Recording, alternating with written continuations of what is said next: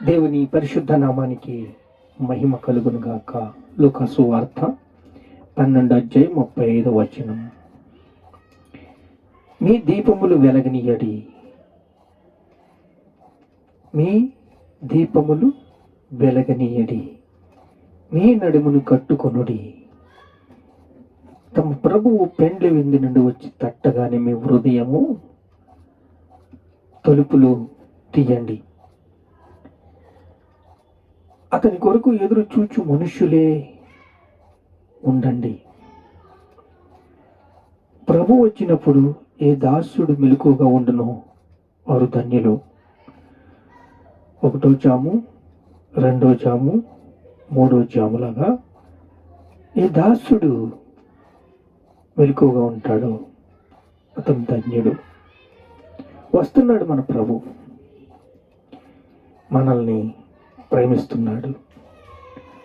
మనల్ని ప్రేమించి ప్రతి వానికి తన జీతాన్ని ఇవ్వడానికి వస్తున్నాడు. ఏ దాసుడు మెలకువగా ఉంటాడో, దాసుడని పిలవక కుమారుడని పిలుచుచున్నానని మరొక వాక్య భాగంలో ఉంటుంది. మళ్ళీ దేవుడు ప్రేమిస్తున్నాడు, పరిశుద్ధపరుస్తున్నాడు, పవిత్రపరుస్తున్నాడు. ఈ భారం యెహోవా మీద మోపము, ఆయన నిన్ను ఆదుకొనును. యేసు లేడు అని ఎంతమంది అయితే అంటున్నారో అన్నీ అండి. ఎందుకంటే ఇల్లు కట్టు అని రాయ మూలకు తలరాయి అయిపోతుంది. వారితో వాదించొద్దు, మీ పని మీరు చూసుకోండి. మనకి ఒంటి నిండా పని ఉంటే వాళ్ళతో మనకి ఎందుకండి? వాళ్ళతో మనకెందుకు తర్కం? ఆత్మల సంపాదన ప్రభు చెప్తాడు, మన పని మనం చేసుకోవాలి. యెషయా గ్రంథం 26:3 అయితే, ఎవని మనస్సు నా మీద అనుకునునో వారిని నేను పూర్ణ శాంతము అనిగా మార్చుచున్నాను, పూర్ణ శాంతి గలవానిగా కాపాడుచున్నాను. ఎలయనగా అతడు నా యందు విశ్వాసం ఉంచుచున్నాడు గనక, అతడు నా మీద విశ్వాసం ఉంచాడు అని మీద నేను పూర్ణ శాంతిగా నేను మారుస్తాను. క్రీస్తులో ఆయన సహవాసంలో ఎదిగితే, ఏక మనసై ఉంటే, ఆయన స్వరూపంలోకి మీరు వస్తే మీ జీవితాలు గొప్పగా అభివృద్ధి పొందుకుంటాయి, ఆశ్చర్య కార్యాలని చూస్తాయి. దేవుడు చేసే అద్భుత కార్యాలు, ఆశ్చర్య కార్యాలు అన్నీ ఇన్ని కాదండి. బైబిల్ మన హృదయాల్ని బాగు చేస్తుంది. వాక్యము మన హృదయంలో విత్తబడుతుంది, ఫలింపజేస్తుంది, మేడగది అనుభవం తీసుకొస్తుంది.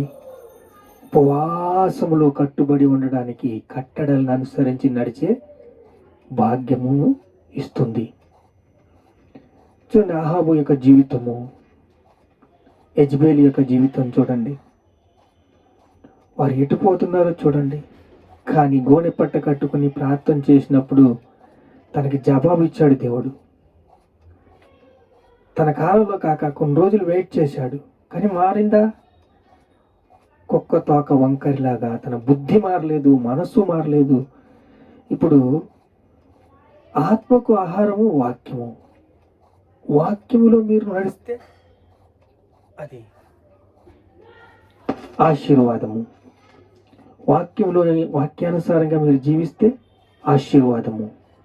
ఆత్మకు ఆహారం వాక్యం కాబట్టి విరిగి నలిగిన హృదయంతో మీరు ముందుకు వెళ్ళాలి. ఈ భారము యెహోవా మీద మోపు, ఆయన వాళ్ళని ఆదుకుంటాడు. ఉపవాసములో మీరు కట్టుబడి ఉన్నట్లయితే మీరు అద్భుతాలని చూడగలరు. పశ్చాత్తాపము, సంపూర్ణ యేసులో సంపూర్ణం ఉండడానికి మిమ్మల్ని మీరు దేవునికి అప్పగించుకోవాలి. 103వ కీర్తనలో, మన పాపములను బట్టి మన ప్రతీకారము చేయలేదు, మన దోషములు బట్టి మనకి ప్రతిఫలమును ఇవ్వలేదు. దేవుడు తన కృప ద్వారా మనల్ని ప్రేమించి పరిశుద్ధపరిచాడు, పవిత్రపరిచాడు. తన కృప ద్వారానే పునరుత్థానము ద్వారా ప్రకాశించడం. మనం ప్రకాశించాలంటే పునరుత్థానుడైన యేసు ఉన్నాడు. యేసు మన జీవితాన్ని బాగు చేస్తాడు. వాక్యం మన హృదయంలో ఉంచుకోవాలి, వాక్యానుసారంగా జీవించాలి అన్నాక దృఢమైన సంకల్పం మీ హృదయంలో ఉండాలి. రక్షణ మిమ్మల్ని అనేక మంది రక్షణ అంటే చూడండి, కొంతమంది శరీర రక్షణ ఉంది, ఆత్మరక్షణ ఉంది. శరీర రక్షణ కొన్ని రోజులకి మర్చిపోతారు, మర్చిపోయి పాత జీవితానికి మళ్ళీ అలవాటు పడిపోతారు. కానీ ఆత్మరక్షణ మీరు సత్క్రియ చేసినట్లయితే ఆత్మరక్షణ విమోచన, యేసుక్రీస్తు విమోచనతో మిమ్మల్ని నీతిమంతులుగా చేసింది. మీరు నీతిమంతులు కావడానికి దేవుడు ప్రభు ఎంతగానో శిలువ మీద కొట్టబడ్డాడు, దున్నబడ్డాడు, చీల్చబడ్డాడు. తన శరీరాన్ని అంతా కూడా నుజ్జు నుజ్జు నుజ్జు చేసేసుకున్నాడు. రక్తము రక్తము రక్తము కారుస్తూనే ఉన్నాడు. చూడండి, రోమీయులకు రాసిన పత్రిక 6వ అధ్యాయం 17వ వచనంలో చూస్తే, మీరు పాపమునకు దాసులయ్యుంటిరి కానీ ఏ ఉపదేశము క్రమమునకు కట్టబడి ఉన్నారో దానిని సత్క్రియ అని భావించి నమ్మకంగా గృహ నిర్వకత్వంలో మీకు అప్పగించబడిన దానిని లోబడి మీరు జీవించినట్లయితే, హృదయపూర్వకంగా లోబడిన వారైతే పాపము నుండి విమోచించబడి నీతికి దాసులయ్యారు. ఇప్పుడు దేవుని యొక్క కృప మార్గాలు, ఆత్మీయ వరాలు, మార్గాలు యేసుక్రీస్తే మార్గం. కానీ దేవుని యొక్క కృప మనల్ని ఏం చేస్తుంది? హృదయపూర్వకంగా లోబడితే పాపము నుంచి విమోచించబడి నీతికి దాసులవుతున్నాం. ఎవని మనస్సు నీ మీద ఆనుకొనినో వారిని పూర్ణ శాంతి గల చేసే దేవుడు మనకున్నాడు. ఆయన ప్రభు, ఆయన పరిశుద్ధుడు, ఆయన పరిశుద్ధుడు మనల్ని ప్రేమిస్తున్నాడు.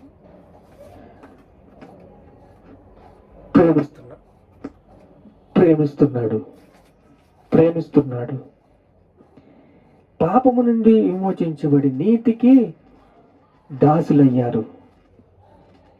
ఇప్పుడు ఏ దాసుడు మెలకువగా ఉంటాడో ప్రభు వచ్చినప్పుడు, అంటే 1వ జావు, 2వ జావు, 3వ జావు, మీరైతే ఆయన రాజ్యాన్ని, ఆయన నీతిని వెతకమని చెప్తున్నాడు. మీ నడువులు కట్టుకోండి, మీ దీపములు వెలగనీయండి. ప్రభు తమ పెండ్లి విందుకి మనల్ని పిలుస్తున్నాడు. పెండ్లి విందు అవ్వగానే ఆయన వస్తాడు. వచ్చి అతని కొరకు ఎదురు చూసి మనుషుల్ని ఆయన ఎదురు చూసి మనల్ని కృప ఎంబడ కృప ఇచ్చి దేవుడు మనల్ని బలపరుస్తున్నాడు, స్థిరపరుస్తున్నాడు, సిద్ధపరుస్తున్నాడు. సో మీరు సత్క్రియ చేయకపోతే ఎక్కడ వేసిన గొంగలు అక్కడే ఉంటుంది. ఎక్కడ వేసిన గొంగలు అక్కడే ఉండి మేడగది అనుభవాన్ని కోల్పోతారు. మేడగది అనుభవాన్ని కోల్పోయినప్పుడు జీవితాల్ని దేవుడు అద్భుతంగా మార్చడానికి తన అమూల్యమైన రక్తముతో కడిగి మనల్ని సత్క్రియ, ఆ యొక్క దినచర్య, కట్టడ, వాక్యము, ప్రార్థన, వీటిలో మెల్లిగా తప్పిపోతున్నట్లయితే వాటి మీద ఇష్టం ఉండదు మీకు.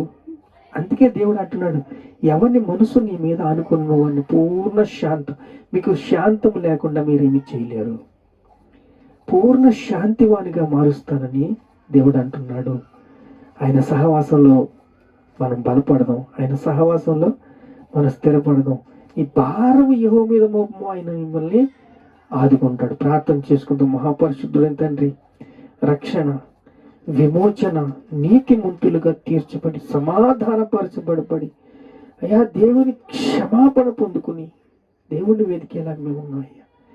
అయా కనికరించు, కృప చూపు, బలపరచు. యేసయ్యా స్తోత్రాలు, హల్లెలూయా, స్తోత్రాలు స్తోత్రాలు స్తోత్రాలు స్తోత్రాలు. ఘనత, మహిమ, ప్రభావములు మీకే చెల్లిస్తున్నావు తండ్రి. ఆమేన్.